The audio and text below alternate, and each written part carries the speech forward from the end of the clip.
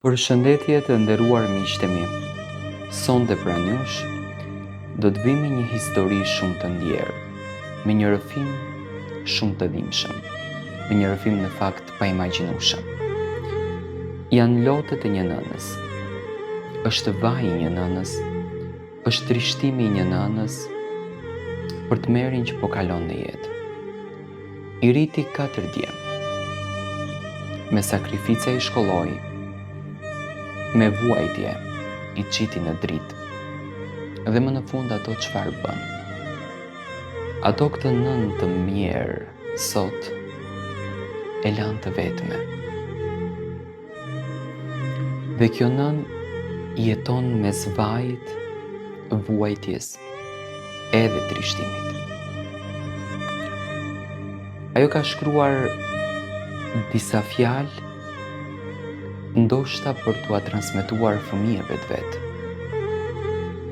Unë jam një nënë, para se të jem grua, para se të jem plak, para se të jem e haruar. Jam nënë, edhe kjo fjalë më ka kushtuar gjithë jetën. Rrita 4 djem. 4. Si e cilin e mbajta në bark. E mbajta me dhimbje si çdo nënë, si e cilin e linda me frikë, si e cilin e rrita me sakrifica që nuk i kam treguar kur më parë. Sot jam në një dhomë të ftohtë në azil, me një shtrat hekuri, një dritare të vogël dhe një heshtje që më vret më shumë se çdo sëmundje. Dhe po e pyes në fakt veten çdo ditë. Vallë, ku gabova? Buri më vdiq herët. Më la vetëm me 4 fëmijë. Shumë të vegjël, në një shtëpi që rrinte ujë nga çatia. Nata e parë pa të ishte nata kur u plakëm të dy, unë edhe shpirti. Qava në heshtje që djemtë të mos të më dëgjonin. Dhe që nga ajo ditë, vendosa të mos qaja më para tyre. Vendosa të jem e fortë, dhe forca ime u bë dënimi im. Punova çfarë të mundesha, pastruese, lavroja ara, shkoja punoja në shtëpitë të tjerëve, kam larë rroba me dorë derisa më qaheshin gishtat. Kam gatuar bukë, pa miell mjaftueshëm dhe u kam thënë djemve, jam e ngopur, kur stomaku im më digjej nga uria. Kam shitur unazën e martesës për të blerë librat, që fëmijët e mi të shkolloheshin, edhe kam fjetur pa batanie, që ata të mos të ftoheshin. I rrita me fjalët nënë, unë jam këtu. I rrita me fjalët mos kini frikë. I rrita duke besuar se një ditë, kur do të plakesha, do të më thoshin, kjo është nëna jonë, ajo që na rriti. Djemt u rritën, njëri u martua të herët, tjetri iku jashtë shtetit, i treti hapi biznesin, i katërti u bë i zënë me jetën e vet. Dhe unë mbeta aty, ku isha gjithmonë, në shtëpi, thjesht duke pritur. Në fillim vinin shumë shpesh, pastaj më rrallë, pastaj vetëm për festa, pastaj vetëm me telefon, pastaj as telefon. Filluan fjalët që unë nuk i prisja kur nga goja e fëmijëve të mi. Nën nuk kam kohë.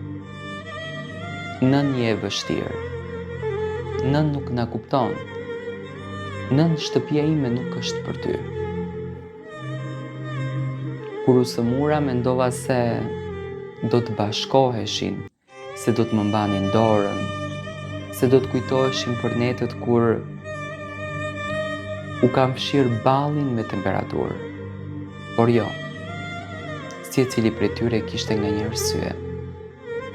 Secili kishte justifikimin dhe askush nuk kishte zemrën. Një ditë erdhën të katërt bashkë. U gëzova, mendova se po më sillnin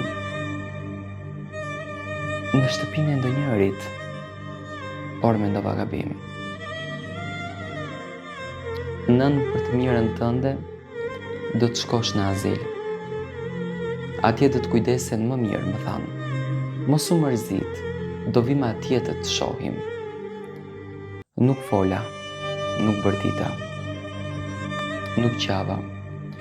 Vetëm ndjeva diçka që u këput brënda meje në shpirt. Një nën nuk vdes kur ndalon fryma. Një nën vdes kur fëmijët e saj e dorëzojnë si barë.